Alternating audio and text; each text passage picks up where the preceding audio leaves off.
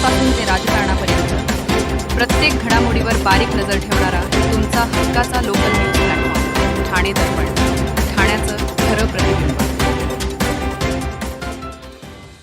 मागी गणेशोत्सवाची ठाण्यात जोरदार तयारी झाली.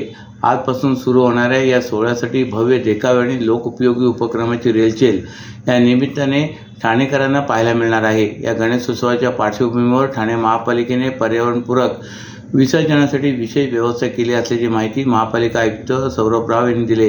गणेश भक्तांनी मूर्ती विसर्जनासाठी पर्यावरणपूरक व्यवस्थेचा वापर करावा असेही आवाहन आयुक्तांनी केले. भाद्रपद महिन्यातील श्री गणेश चतुर्थी उत्सवाप्रमाणेच मागी महिन्यातल्या श्री गणेश जयंतीच्या उत्सवाचा उत्साह वर्षागणिक वाढू लागलाय. काही मंदिरापुरता मर्यादित असलेल्या मागी गणेशोत्सवाचे स्वरूप भाद्रपद महिन्यातील गणेशोत्सवाप्रमाणेच भव्य दिव्य होऊ लागलाय.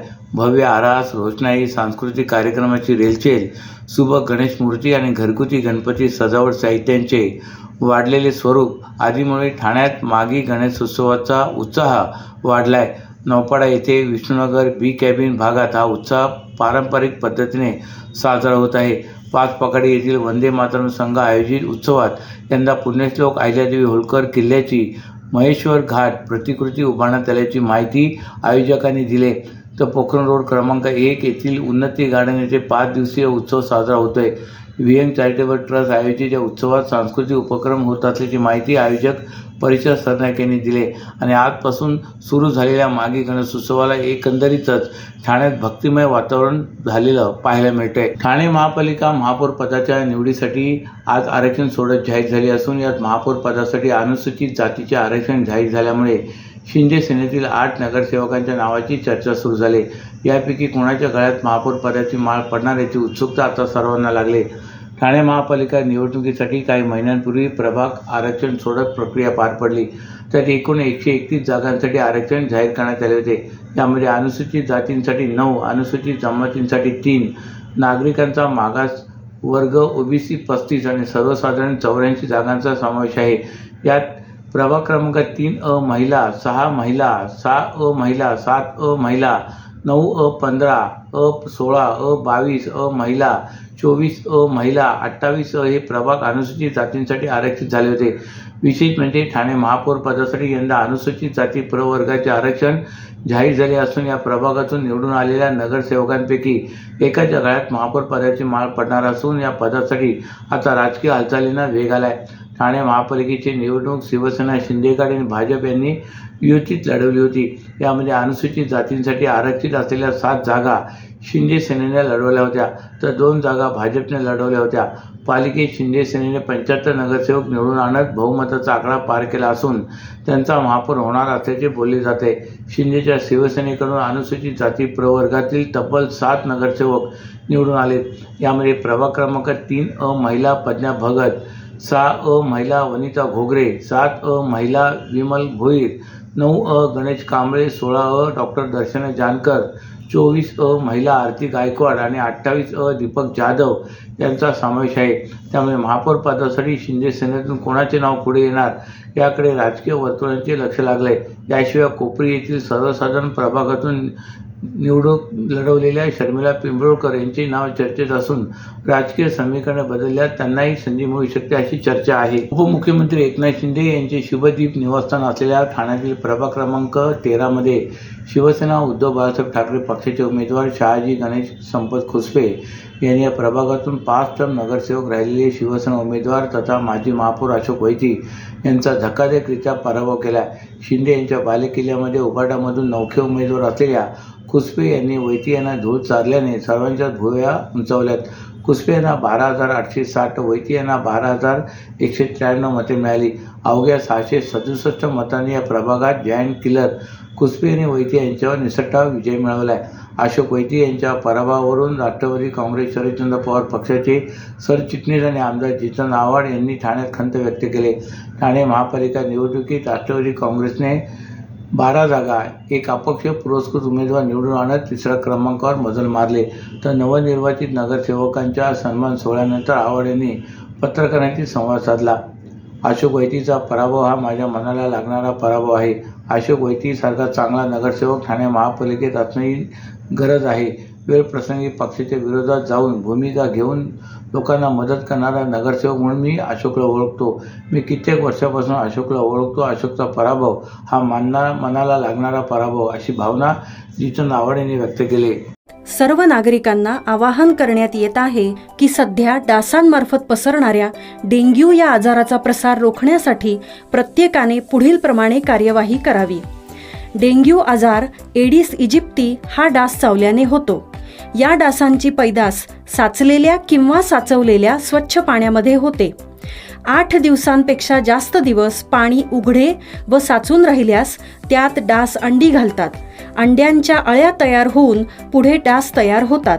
यासाठी आपल्या घरातील पाणी साठे उदाहरणार्थ बॅरल्स, पिंपे, टाक्या, हौद, रांजणे इत्यादी दर आठवड्याला रिकामे करून घासून पुसून कोरडे करून पुन्हा भरावे. 1 दिवस कोरडा दिवस म्हणून पाळावा. पाणी साठ्यांना घट्ट झाकणे बसवावीत किंवा जुनी साडी, चादर, धोतर यांनी बांधून झाकून ठेवावीत, म्हणजे डास त्यात जाऊन अंडी घालणार नाहीत. घराच्या गच्चीवर, आजूबाजूला, अंगणात कोठेही पाणी साचू देऊ नये. भंगार सामान उघड्यावर टाकू नये. उदाहरणार्थ टायर्स, प्लास्टिक सामान, कुंड्या, टाकाऊ वस्तू इत्यादी. अशा सामानात पावसाचे पाणी साठून त्यात डेंग्यूच्या डासांची पैदास होते. घरातील कूलर्स, फ्रीजच्या पाठीमागील ट्रे हे देखील वेळोवेळी कोरडे करावेत. लक्षात ठेवा, नुसत्या फवारणीने डास घनता कमी होत नाही, तर त्यासाठी डास पैदास ठिकाणे नष्ट करणे ही आपल्या सर्वांची जबाबदारी आहे. कोणताही ताप अंगावर न काढता जवळच्या शासकीय रुग्णालयात मोफत औषधोपचार घ्या.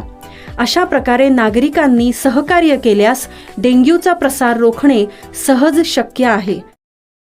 ठाणे महापालिका निवडणूक कामकाजातून मुक्त होतात. पालिकेच्या प्रशासनाने कर वसुलीवर भर देण्यास सुरुवात केली.